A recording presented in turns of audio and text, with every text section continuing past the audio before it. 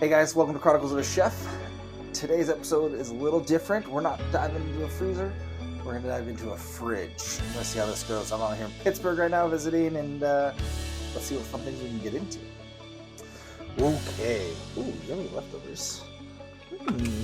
Delicious sauerkraut. Spicy. Oh, good brand too. Love that. But nope, we don't want that. No. Ooh, these tomatoes. Last leg.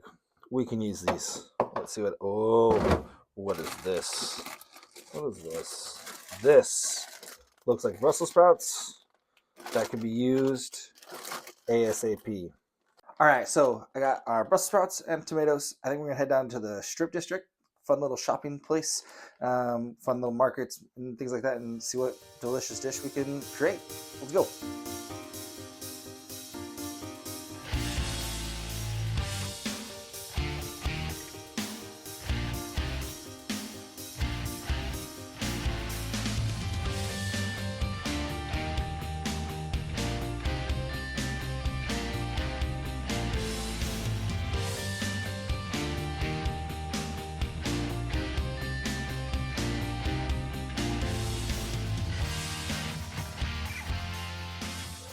All right, we just got back from the Strip District where we found a delicious tri-tip. Ode to my home, California, where it's just readily available. It's finally become a nation thing. But when I first moved to Utah, tri-tip was unheard of, and it was very depressing. So I'm glad I was able to find it all the way out here in Pittsburgh.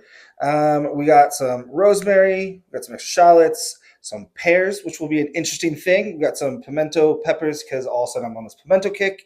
And we got a 4-8-month aged manchego.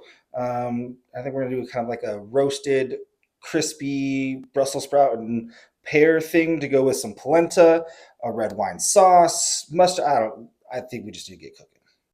All right, let's get to our prepping. We're gonna set up ourselves with a great mise en place, but right now we're gonna make sure we're getting all of our scraps into a pan so that we can fortify our stock. Right now, I'm doing my shallots, and we're gonna do them two ways. I'm gonna do one minced, and that's gonna go throughout the dish. Use that, toss it into multiple things, and then I also want some raw shallot. I want that crisp or that crunch to go in with our roasted pears and Brussels sprouts. Got a whole clove of garlic or whole bulb of garlic that we're mincing up. Again, we're just going to be able to toss that through now that it's all minced. It's all set to the side. We're ready to go. We're going to throw in our stock just so that we don't forget, and we're going to set that back to the side. We're going to add all sorts of things to it. We got our basil stems that are going to go into it. We've got rosemary stems that are going to go into it. And really what we're looking for is we're just wanting to add the flavors that we're using specifically in this dish to help fortify and amplify those flavors in the stock. We're going to put it on the stove. We're going to let it reduce down, and it's going to be great. It's going to be great for the sauce. It's going to be great for the polenta. Super stoked for how that's going to work out. So we're going to get that on the stove. Now we're going to hit our Brussels sprouts. We're going to have them. We want to make sure we have a good flat area to get good caramelization on them while we're roasting them. Now, let's get started on our marinade or rub for the tri-tip. We're going to hit it with some fresh basil. We're going to chop the basil more or less as we go, just because it bruises so easily. We're going to throw a little rosemary in there, some Bonneville seasoning, great herby, all those flavors. Now we got some smoked horseradish that I stumbled upon while down at the Strip. It is so good. We're going to add a little bit of the pimento pepper juices to it. I want the flavors of the pimento in there. I want that oil. All that really kind of help loosens up our rub. We're also going to slice up some pimentos to throw in with our raw shallots to add to our roasted pears and Brussels sprouts. We're going to do a little cross cut on our tri-tip just to let the marinade and rub get in a little bit deeper on our tri-tip so we don't have to let it marinate or sit for as long. Forgot to do our pears before we hit the cutting board with our meat, so give it a quick clean. We're going to chop up these pears. We're looking for them to be a similar size to our Brussels sprout. We're going to par cook the Brussels sprouts to help that process, because otherwise they'll take forever to roast, by steaming them in a basket over that fortifying stock, adding some extra flavor everywhere we can. Now, we got some 4-month aged manchego going down on our roasting pan. And we're going to season up our pears with some shallots, some garlic, a little Bonneville, some herbs, just kind of matching all the flavors that we're going to use throughout. We want them lightly over the top, but we want to make sure that the Brussels sprouts flavor and the pear flavor is still strong coming through that whole roasted dish. It's going to be super good. I'm really excited. But give those things a good toss. We're going to lay it down on our roasting pan. And again, we're looking to make sure that we have a nice, good contact to get the best caramelization. All right, let's heat up this pan, get ripping hot for a good sear on our steak. Hit it with a little bit of oil. And again, we're just looking for a good hard sear on the outside. Beautiful caramelization so that we can then throw it on top of on a rack that's going to go above our Brussels sprouts and pears and roast those all together. All right, now in that pan, we're going to throw in our tomatoes, give them a nice little char to add into another texture to add to our roasted Brussels sprouts. In that same pan, after we've taken out the tomatoes, we're going to saute down some shallots and some minced garlic, throw in some fresh herbs. We're going to deglaze our pan. We're going to start our sauce. We're going to do this process over and over again. We're going to add wine, let it reduce. Add stock, let it reduce. Add some mushrooms because we're going to throw away the stems. And I said, whoa, these are delicious local mushrooms. We should use them.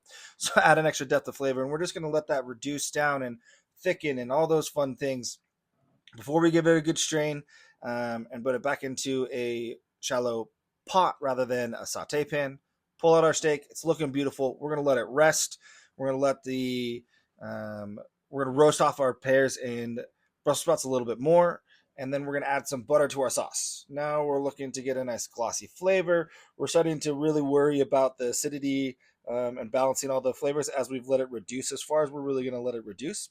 Add a little honey, add a little horseradish for a little bit of that zing, that little flavor, and we've got a sweetness.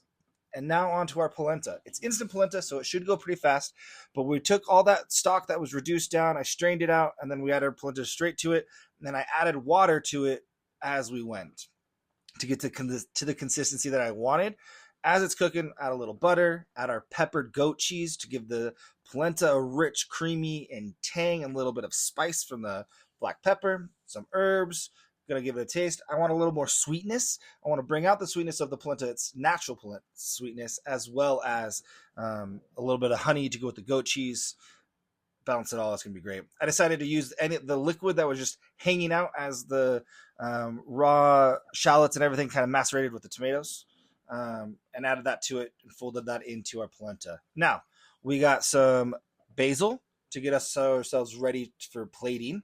Steak is looking beautiful. So excited. The cook turned out beautiful and perfect. And of course, a little taster for me. Now for plating, we're going to hit our plate with a nice little spoonful of polenta. Give ourselves a little bowl in there to kind of lay everything in and let our polenta act as a way to catch all of this delicious food. We got these beautifully cut and cooked steak. The tri-tip is just looking phenomenal. It tasted so good. And then I messed up on my filming, but I tossed all of our roasted Brussels sprouts and pear and all that kind of stuff with a little bit of blackberry balsamic, and it was exactly what it needed. It was so delicious. There's our delicious sauce going over the top. We got our basil. Of course, we're gonna hit it with a little extra cheese because it's delicious and yummy. And there we have it. All right, now that we've plated too, because I wasn't paying attention to the camera per usual, distracted by my delicious cooking. Smell test, pass. We're winning. All right. We'll just dig in on all the veggies with the polenta. I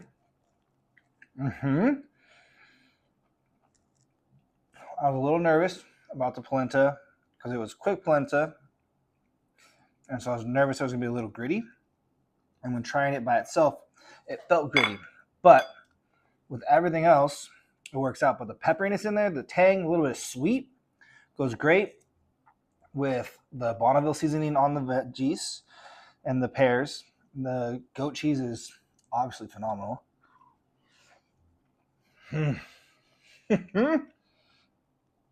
The blackberry balsamic, huge win. All the fruity things. Tri-tip turned out perfectly cooked. My family will be proud, and I will get no hate or shame from them, hopefully.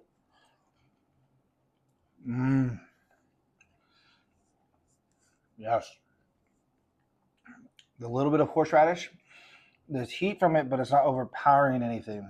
But it's just a subtle note that's in the background of just like this warmth that comes through, and you get all the herbs and the brightness from the vinegars. Man, who would have thought that this would have all been inspired buy some Brussels sprouts that needed some TLC. I hid it hiding in the fridge. All right. This was delicious. I'm excited to eat the rest, so I gotta go now. But like, subscribe, do all the fun things. Thanks for watching. We'll see you next time. Oh man. This was for the win.